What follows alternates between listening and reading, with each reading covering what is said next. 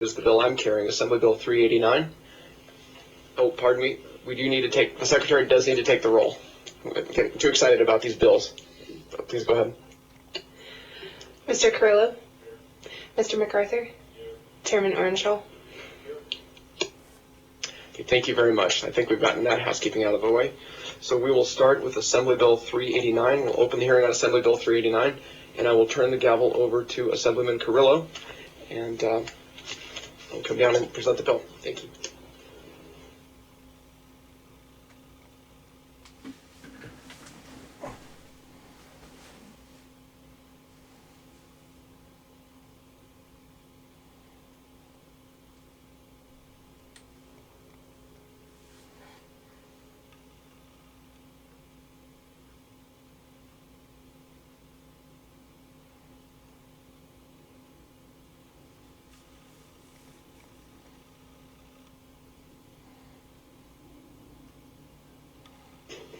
Good morning, Mr. Orenshaw, or I should say Assemblyman Orenshaw.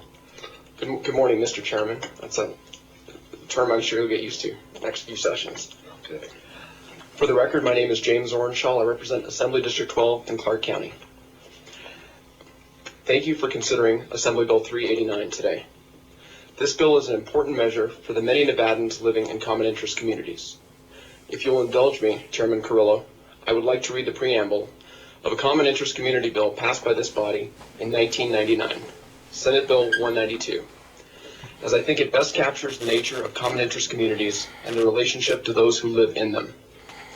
Whereas planned communities are a dominant method of residential development in the state of Nevada, and whereas planned communities are developed for the purposes of preserving neighborhood continuity and creating desirable places to reside, and whereas planned communities are governed by specific rules and regulations and by unit owners associations, and whereas a unit owners association is the form of self-government closest to the people, and whereas all forms of government should follow the basic principles of democracy found in the United States Constitution and the Nevada Constitution, and whereas some unit owners associations in this state have a history of abuse of power, and whereas unit owners associations have power over one of the most important aspects of a person's life, his residence, and whereas homeowners invest financially and emotionally in their homes, and whereas homeowners have the right to reside in the community without fear of illegal, unfair, unnecessary, unduly burdensome, or costly interference with their property rights.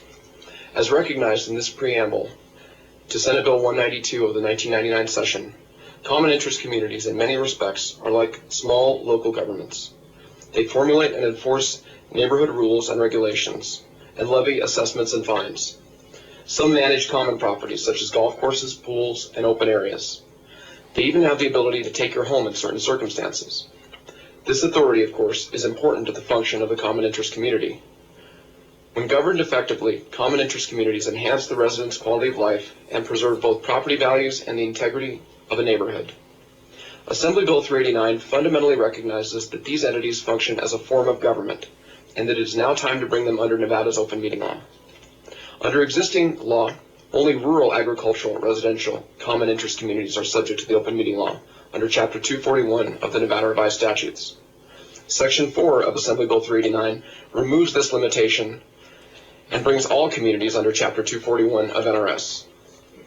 Sections 5 through 8 remove provisions from Chapter 116 that will now be covered under the open meeting law provisions. Section 4 of the bill also requires the Commission for Common Interest Communities and Condominium Hotels to investigate all violations. Assembly Bill 389 also contains two other very important provisions. First, under Section 1, the bill amends Chapter 241 of NRS to require that a public body allot an equal amount of time at a meeting for testimony in favor of and in opposition to an item on the agenda. While I think it is the intention of most people running a public meeting to provide equal time for support and opposition, time often runs out. Placing a requirement into law will ensure that those running the meeting plan ahead to all those who have requested to testify, either in favor or in opposition, to make sure that they have an equal chance and an equal opportunity to speak. Finally, Section 2 of the bill brings nonprofit corporations that have the power of eminent domain under the requirements of the open meeting law. The power of eminent domain is a power that is associated with government, and a nonprofit with this power should be subject to the same provisions regarding notice of meetings and transparency as a governmental entity. Thank you for allowing me to present Assembly Bill 389 today to the Judiciary HOA Subcommittee. I'd be happy to answer any questions or turn it over to the other proponents. Thank you, Assemblyman. If we have any questions or we want to go ahead and, are there any questions? See none. Go ahead and let Mr. I'm not sure what his. To my right, I have George Flint, and to my left, I've got his daughter, Margaret Flint. The idea for this bill originally came from the Flints, and it originated out of a situation in Washoe County. Okay. Thank you, Mr. Chair. My name is George Flint, F-L-I-N-T. Special session February last year changed an existing 40-year-old law related to the issuance of marriage licenses in Washoe and Clark County, no longer demanding that the Marriage License Bureau stay open daily, including holidays, from 8 a.m. to midnight, and further beyond through the late night if so deemed by the County Commission. Clark County, which has always worked well with the private wedding industry, has never attempted to deviate from those hours, even though they were given that right under AB 2 of that special session. However, Washoe County, whose marriage license issuance has plummeted nearly 70% over the last 20 years, just plain can't afford to sell marriage licenses because it takes apparently 6 people to sell a license. So with the permission of AB 2, Washoe County went to work and made some huge, drastic, major changes in the hours of marriage license issuance, including closing on Christmas, closing on Thanksgiving. It took a little effort, but we finally talked them into not closing on Valentine's Day. And then there are other days that are considered county days or county holidays, such as the day after Thanksgiving, not closed that day, but shorten the hours. Now, before all that came about, we sat down with the county clerk and her deputies. We attempted to talk to the commissioners because the commissioners held title to these deviation of hours. And we felt like to a great degree we were spinning our wheels in as much as we didn't receive much in the way of mercy and understanding, and that we're probably the only business in the entire state that's out of business when the Marriage License Bureau is closed. Again, and forgive my redundancy, Chair, Las Vegas has a wonderful understanding of the tourist business, and that seems to be lacking in northern Nevada, and that's probably why Las Vegas will have 40 million tourists this year, and Washoe County will have under 3 million. Now, having said that, we were invited to appear before the commission with our concerns and with our position on all of this, and we appeared in good faith on, I believe it was April 13th, the day after my birthday. And we were told that we would probably be on the agenda sometime in the first 2 hours. We waited about 7 hours for the agenda, and that's all right. We saw at that point a PowerPoint presentation that the county clerk was going to present to the commission for their approval. The chairman, Mr. MacArthur, Mr. Orenshall, the county clerk rose to address the issue, and I clocked her. She spent 27 minutes presenting the county's position of deviation of hours. She said some things we could live with and some things that we couldn't live with and some things that we felt were misinformation. So I was chosen to be the first responder after the 27-minute presentation, and I went to the podium and I said, now, Mr. Chairman, and the then chairman was David Humke, former member of this House and a friend. I said, Chairman Humke, Miss Harvey has spoken for 27 minutes. She brought up a lot of points. I need to talk about some of them. How much time do I have? He said, you have 2 minutes, sir. I said, Chairman Humke, there's no way for me to cover any sort of response in 2 minutes. He said, I think you're down now to 1 minute and 10 seconds. So I spoke for 1 minute and 10 seconds. My daughter followed me, and she asked Chairman Humke if, in fact, the other 3 wedding chapels that were represented there could give her their 6 minutes or 2 minutes apiece, and Chairman Humke said, no, each of you can talk for 2 minutes. I will only tell you that I was blown away. And I was blown away because I've sat before the Judiciary Committee for 49 years in this legislature, and I have never been treated that way.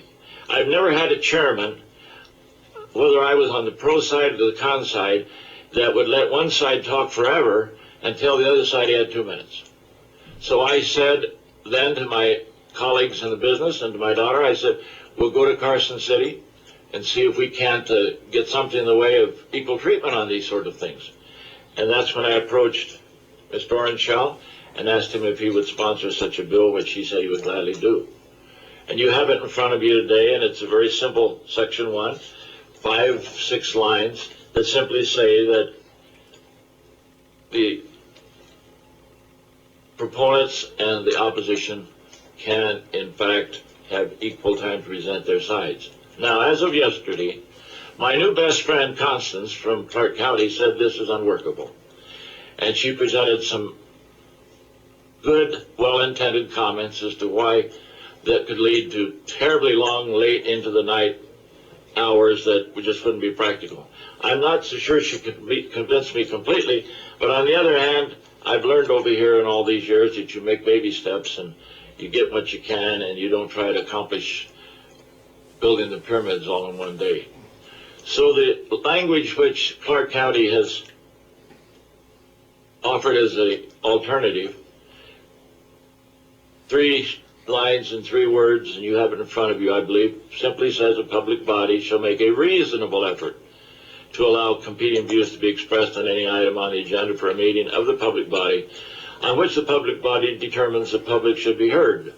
That's a bit ambiguous, and I might get my hand slapped or my face even by trying to use that to get equal time, but at least it will open the opportunity for me to go to the chairman ahead of time and say, if I get blindsided, can I have more than 2 minutes? That's my testimony on this. I think it's badly needed. This same thing happened to me in Sparks one time when I appeared before then Mayor Breslow. And I was on the proponent side on that particular issue. And when I went to the podium, Mayor Breslow said, I want you to be finished in 2 minutes, George.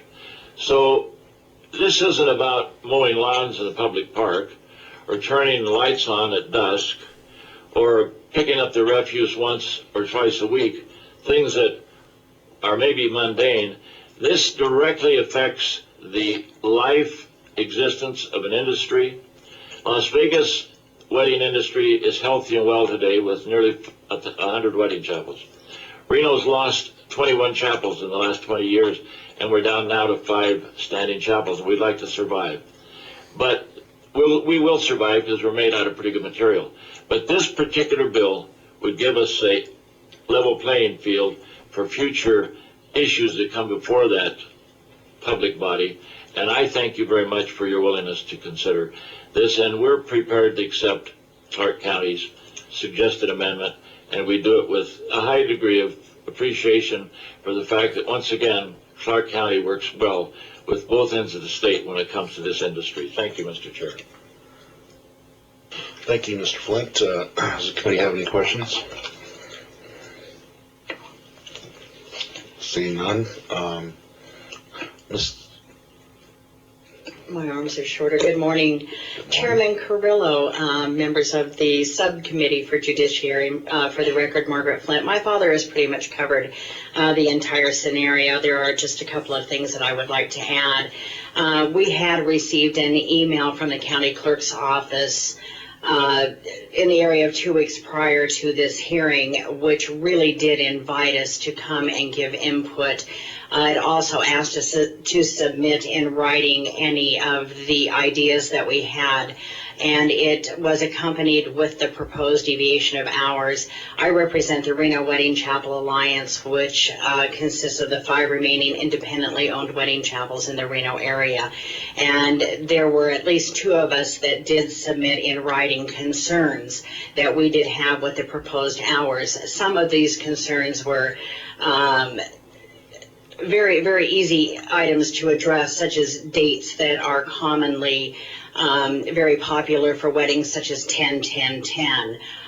This year we had one 20111, which fell on a Saturday. And because it fell on a Saturday and because it was New Year's Day, they were going to be closed that day. And so we've had to go to the commission a couple of times and ask for extended hours, and we haven't been treated very welcomely with this either.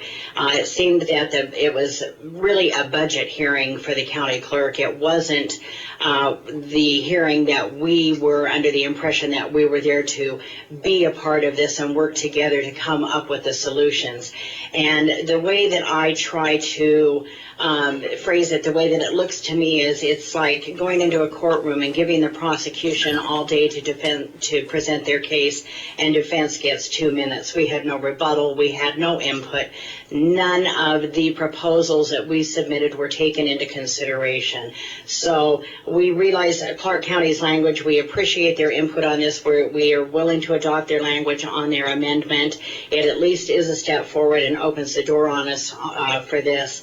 And we appreciate your time, and that concludes my testimony. Thank you, Ms. Flint. Again, thank you very much, Chair. Thank you. Any questions from the committee? One thing I don't see is the amendment that